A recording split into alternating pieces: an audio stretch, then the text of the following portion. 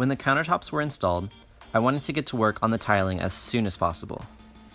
There were just a few things to do prior to placing the tile. I realized that I wanted to add one more outlet near the end of the peninsula. I also marked the outside edge of the tile on both sides of the kitchen. There will be a side panel added to the cabinets to cover the white, so I kept that in mind when marking the edge. The tile in and around the window will definitely be the trickiest part because of all the funky edges and corners. I also prepared for the oven vent by marking its mounting location ahead of time. This was so I could avoid putting tile where the screws had to go. Since I had already sealed up the walls on the kitchen side, I used the exposed wall on the back side to run wire for this new outlet. I spaced it evenly with the nearby outlets and put it at the same height.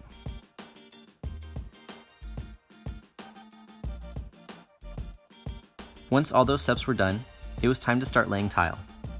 There are a ton of tile manufacturers near my house who make and sell tiles. We went with the clean, white subway tile. These already have the spacers built into the tile, so no need to add spacers. We were very careful with the first few tiles, especially the column at the edge, because that would dictate the look for the rest of the wall. Once the first few were on, it was pretty easy and went fairly quick. We worked in sections at a time, putting thin set on the wall, put thin set on the tile, like buttering bread, and push the tile into place. We just had to be careful around the outlets, cutting away just a bit of tile to allow clearance for the outlet screws and such. We did the same thing around the pot filler pipe sticking out of the wall, as well as the locations for the screws for the vent.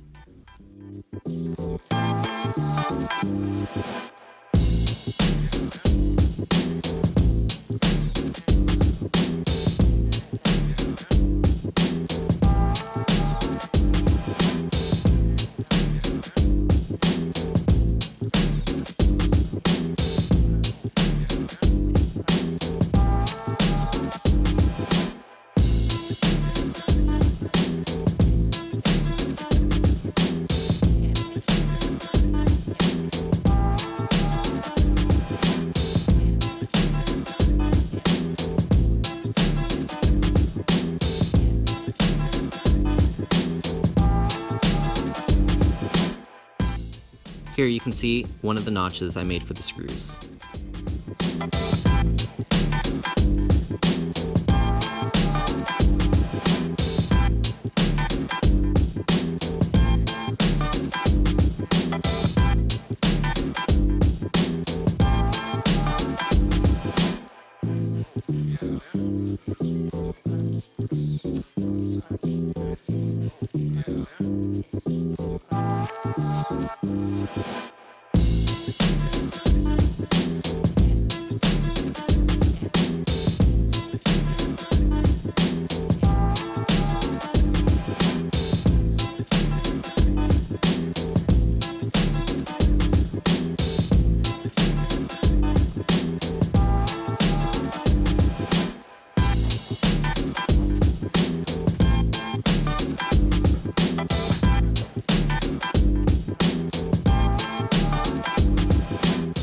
The bay window was a bit tricky, but I just worked slowly.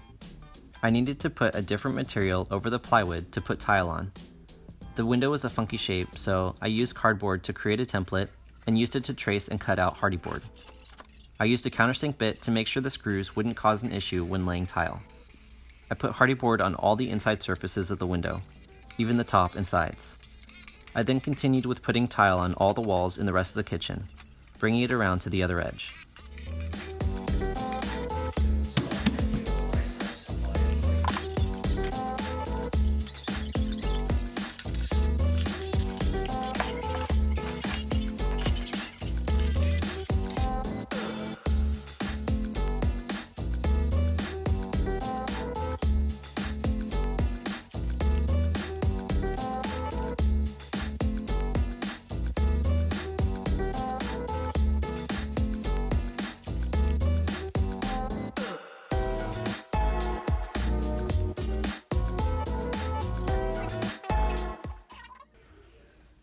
That's how I make bagels. With a trowel? Oh yeah, if you're not using a trowel to make your bagels, You're doing wrong.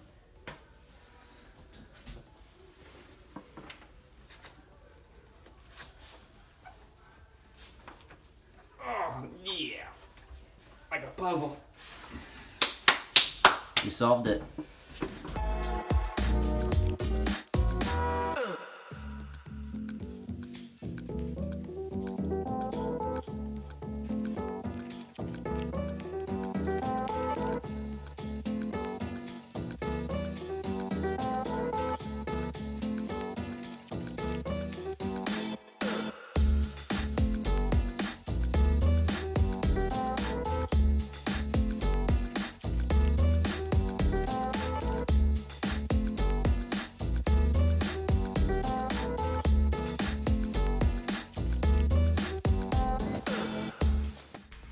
Okay, all that's done.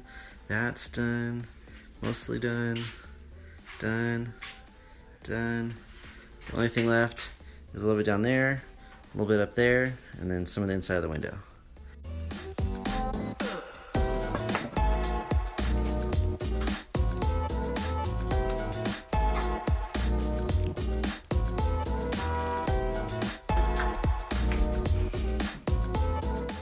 After laying all the tile, I let it sit for a few days to allow thin set to completely cure and allow the tiles to get locked in place.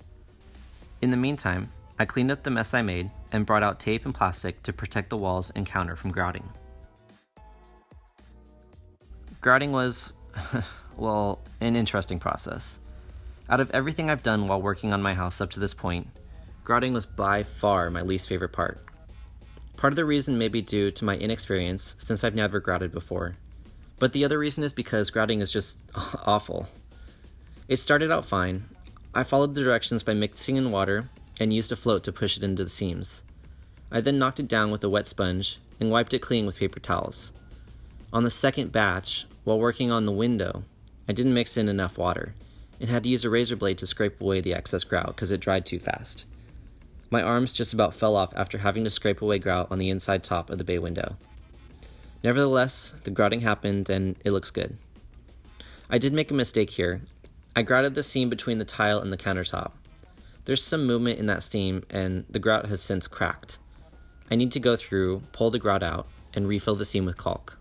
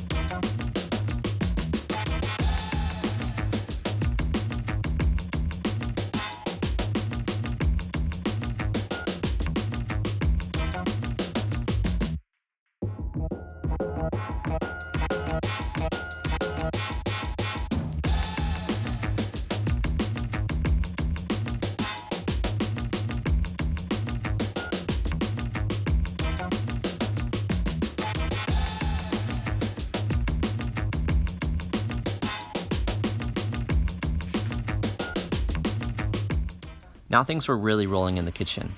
I could start putting in some of the final touches. This included a new high-tech kitchen faucet that could be turned on and off with a simple touch. Another is a pot filler above the kitchen stove for filling large pots with water.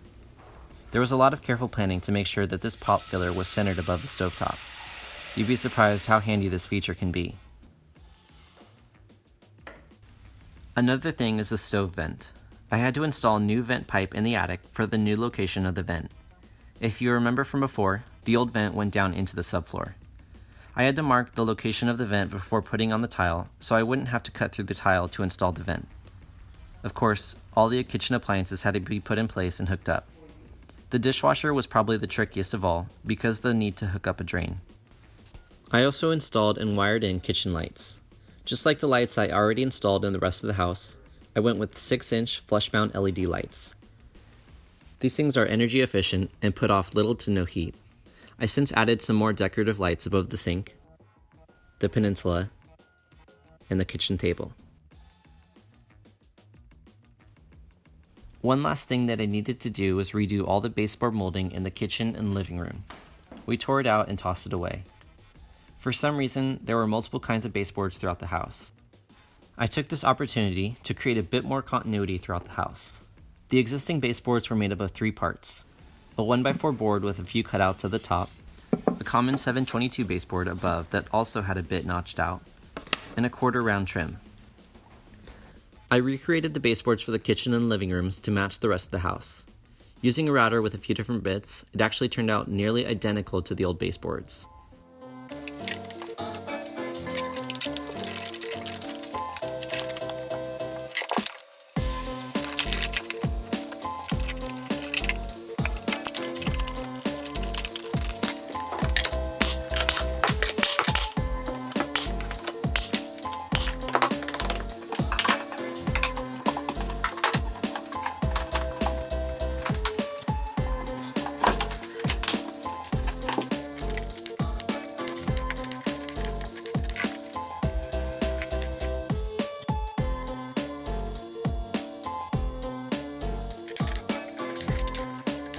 I also took this time to replace all the quarter round throughout the house.